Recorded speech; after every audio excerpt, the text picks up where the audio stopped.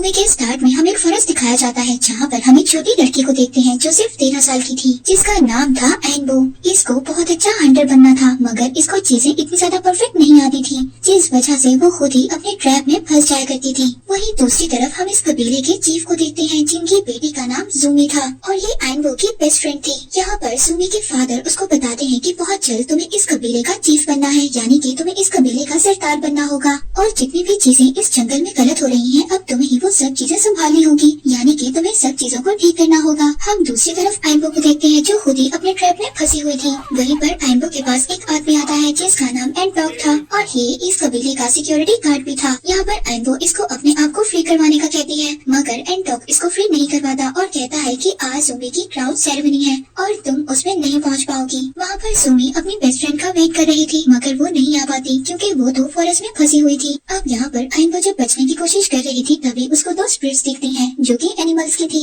और ये एनिमल की ऐसी स्पिरिट्स थी जो बोल भी सकती थी। ये इसको एम्बो को यहाँ पर बताती हैं कि ये एक गार्डियन स्पिरिट्स हैं। पहले तो इस बात पर एम्बो को बिल्कुल भी बिलीव नहीं होता, मगर जब ये दोनों एनिमल इसकी मदद करते हैं तो ये समझ जाती है और कहती है कि तुम दोनों मेरे साथ मेरे जंगल में चलो ताकि मैं तुम्हें सभी से मिलवा सकूं। और तभी जंगल में हम देखते हैं कि सुमी की क्राउन सेरेमनी चल रही थी, मगर अभी भी एम्बो यहाँ पर नहीं आ पाई थी और इसी वजह से सुमी बहुत ज्यादा परेशान थी और वो एम्बो से बहुत ज्यादा नाराज थी कि उसकी बेस्ट फ्रेंड उसकी क्राउन सेरेमनी में नहीं आई थी। अब जब एम्बो सेरेमनी में पहुंच जाती है तो यहाँ पर सबसे पहले एटॉक तो ये सोचता है कि एम्बो ऐसे कैसे बच गई और वहाँ पर आकर वो सबसे कहती है कि मैं तुम्हारे लिए बहुत ही ब्यूटीफुल गिफ्ट लाई हूँ। वो सभी को बताती है कि मैं अपने साथ गार्डियन स्पिरिट्स को लेकर आई हूँ, मगर कोई भी इसकी बात पर बिलीव नहीं करता। मगर वो लोग तो एम्बो के साथ आए ही नहीं थे क्योंकि उनके साथ जंगल में कोई प्रॉब्लम हो गई थी, इसीलिए यहाँ पर सभी लोग एम्बो पर हंसते हैं और उसका मजाक बनाते हैं। इस बात पर एम्बो को बहुत ज्यादा बुरा लगता है कि कोई भी उसकी बात पर यकीन नहीं कर रहा और इसी तरह वो रोते हुए दोबारा से जंगल में चली जाती है।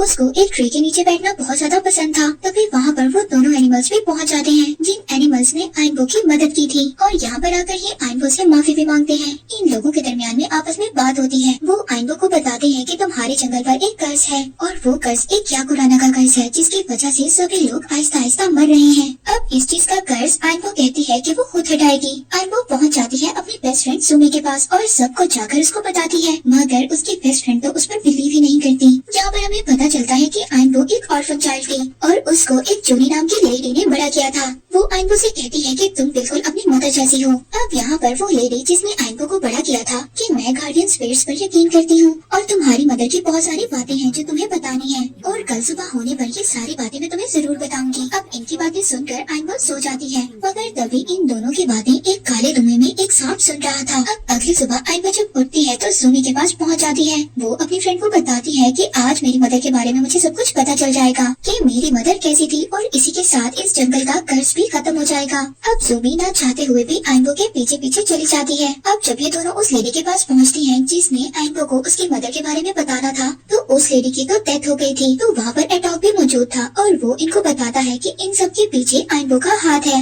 एम्बो की वजह से ही हमारे जंगल पर कर्ज लगा है। अगर एम्बो हमारा जंगल छोड़कर चली जाएगी तो ये कर्ज भी चला जाएगा। ये सभी बातें सुनकर एम्बो को बहुत ज्यादा बुरा लगता है और वो रोते हुए यहाँ से चली जाती है। अब इन सब बातों के बारे में सुमी एटॉक को डांटती है और कहती है कि तुम्हें ऐसा नहीं करना चाहिए था, मगर एटॉक यहाँ पर सुमी से कहता है कि मैं फॉरेस्ट में जाऊंगा और एम्बो को पकड़ कर ले आऊंगा और उसको मार दूंगा। सुमी कहती है कि इस जगह के लीडर मैं हूँ और मैं तुम्हें ये ऑर्डर देती हूँ कि तुम ऐसा कुछ भी नहीं करोगे, मगर एटॉक सुमी की तो कोई भी बात नहीं मानता और वो एम्बो को ढूंढने के लिए जंगल में चला जाता है। यहाँ पर उसी लेडी ने एम्बो को बताया था कि इस गाँव का कर्ज तोड़ने के लिए तुम्हें मोटेलो मामा से मिलना होगा, वो उसको आगे की सभी चीजें बता देगी। एम्बो जब एक ट्री के पास पहुँचती है तो वहाँ पर उसको एक टर्टल मिलता है। अब एम्बो ये सोचती है कि ये सारी चीजें मोटेलो मामा तक पहुँचने की निशानियाँ हैं और अब वो अकेले ही मोटेलो मामा से मिलने के लिए निकल पड़ती है। अब चलते चलते जंगल में जब उसको भूख लगती है तभी वो एक फ्रूट तोड़ने लगती है, मगर तभी यहाँ पर बहुत सारे बैट्स होते हैं जो उसको उड़ाकर अपने साथ ले जाते हैं। यहाँ पर दोबारा से वही दो एनिमल आ जाते हैं और एम्बो को बचा लेते हैं।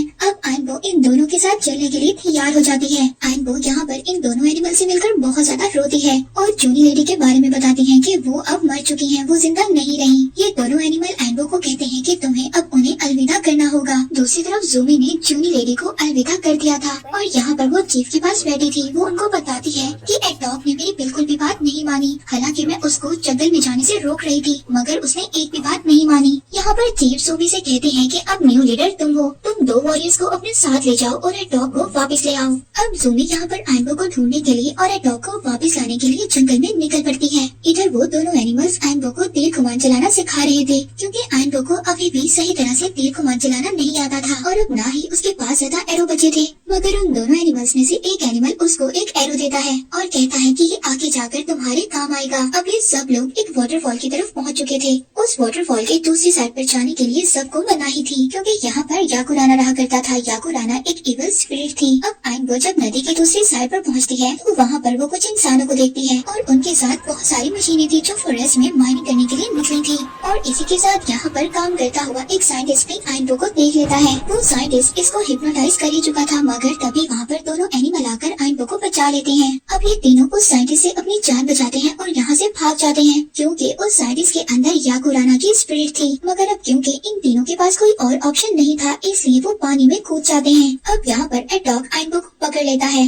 अब यहाँ पर एडॉग आइनबो को पकड़ लेता है और उसकी आंखों पर पट्टी बांधकर उसको कहीं दूर ले जाता है, क्योंकि एडॉग साइंटिस्ट से पहले मिल चुका था। मगर आइनबो यहाँ से जैसे तैसे कर एडॉग से अपना पीछा छुड़वाती है और यहाँ से भाग जाती है। अब जैसे ही वो वहाँ से भागती है, पूरे जंगल के अंदर एक हलचल होती है और जमीन में एक बहुत बड़ी दरार आ जाती है और आइनबो इस दरार के अंदर जाकर एक गहरे पानी में गिर जाती है। अब यहाँ की जो पावर थी, यानी कि वहाँ के छोटे छोटे टर्टल उसको उठाकर पानी के ऊपर ले आते हैं। ये जगह दिखने में बहुत ही ज्यादा यूनिक और ब्यूटीफुल थी और आइनबो ने अपनी लाइफ में कभी ऐसी जगह नहीं देखी थी। अब यहाँ पर आइनबो को मोर्टेलो मामा मिलती है। वो उसको बताती है कि जूनी लेडी की डेथ हो गई है, जिसने मेरी मदर के बारे में मुझे बताना था। यहाँ पर मोर्टेलो मामा उससे कहती है कि तुम तो बिल्कुल अपनी मदर जैसी हो। यहाँ पर आइनबो उसको कहती है कि मेरे अलावा मेरी मदर के बारे में सबको पता है, आपको हमारी मदद करनी चाहिए। फॉरेस्ट में सब लोग आहिस्ता आहिस्ता मर रहे हैं, वहाँ पर कोई कर्ज है। यहाँ पर वो उससे कहती है कि ये चीज मैं नहीं कर सकती, मगर इस चीज के लिए तुम्हें चुना गया है। वो इसको बताती है कि तुम्हें बहुत दूर जाना है, जहाँ पर एक वोल्केनो है और उसके अंदर एक बहुत बड़ा क्रिएचर मिलेगा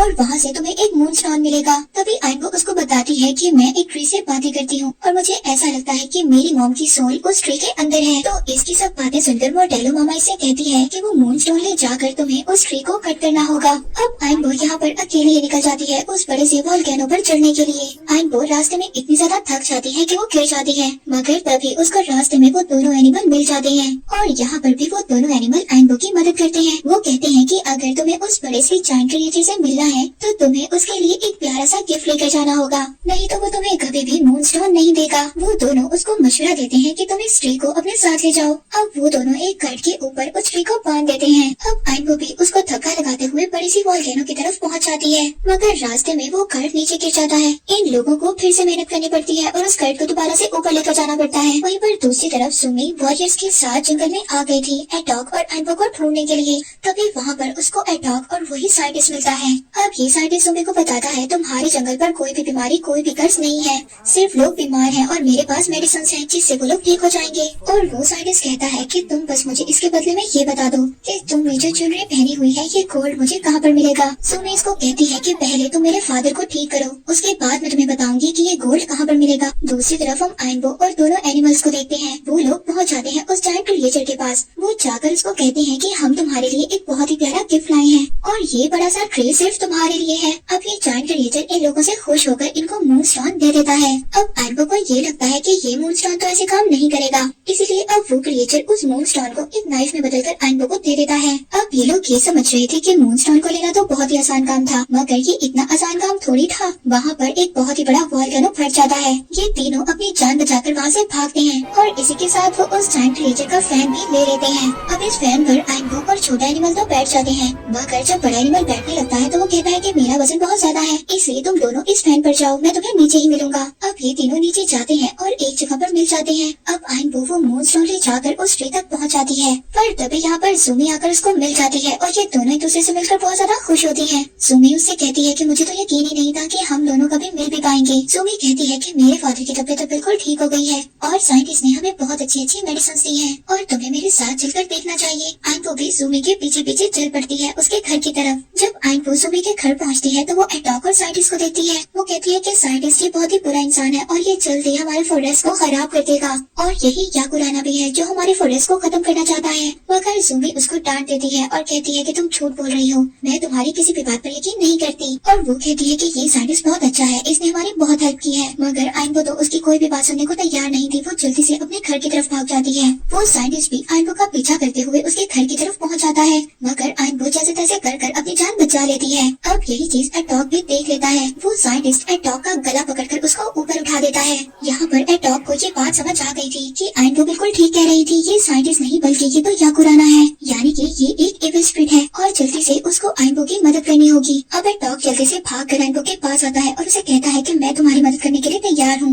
मगर तब तक बहुत ज्यादा देर हो गई थी। उस इविल स्पिरिट ने ज़ूमी और उसके फादर पर अपना जादू कर दिया था। मगर अब आइनबो के पास भी वही मून स्टोन था जो वो उस ट्री के अंदर लगा देती है। मगर उस मून स्टोन से तो ट्री के अंदर कुछ भी नहीं होता। मगर जैसे ही आइनबो के आंसू उस ट्री पर गिरते हैं और तभी यहाँ पर मैजिक होना स्टार्ट हो जाता है। उस ट्री में से जो सोल निकल कर आती है वो आइनबो की मदर की थी। वो दोनों एक दूसरे से मिलती हैं और आइनबो अपनी मदर को बताती है कि कैसे वो एक इविल स्पिरिट उनके फॉरेस्ट को बर्बाद कर रही है। अब यहाँ पर आइनबो की मदर उन लोगों को रोकती है जो बड़ी बड़ी मशीनें लेकर फॉरेस्ट की तरफ आ रही थी और बाकी सभी लोग पहुँच जाते हैं ज़ूमी और उसके फादर के पास। यहाँ पर आकर वो देखते हैं कि उस इविल सोल ने तो सब पर मैजिक कर दिया था। और तभी यहाँ पर आइनबो की मदर भी पहुँच जाती है जो यहाँ पर उस साइंटिस्ट को विल नाम लेकर बुलाती है। यहाँ पर उनको पता चलता है कि काफी टाइम पहले आइनबो की मदर एक शहरी आदमी को अपने साथ ले आई थी जिसका नाम विल था और एटॉक को ये बात बिल्कुल भी पसंद नहीं थी। इसी वजह से उसने सबको बताया आइनबो की मदर के ऊपर विल नाम के आदमी ने जादू कर दिया है और जिसकी वजह से विल और आइनबो की मदर की डेथ भी हो गई थी। और इसी वजह से एटॉक आइनबो को बिल्कुल भी पसंद नहीं करता था। आइनबो की मदर को तो गार्डियन स्पिरिट ने बचा लिया मगर विल के ऊपर याकुराना यानी कि एक इविल स्पिरिट आ गई और इसी वजह से विल अब बिल्कुल पूरी तरह से एक इविल में बदल चुका था। अब यहाँ पर जो भी करना था आइनबो को ही करना था।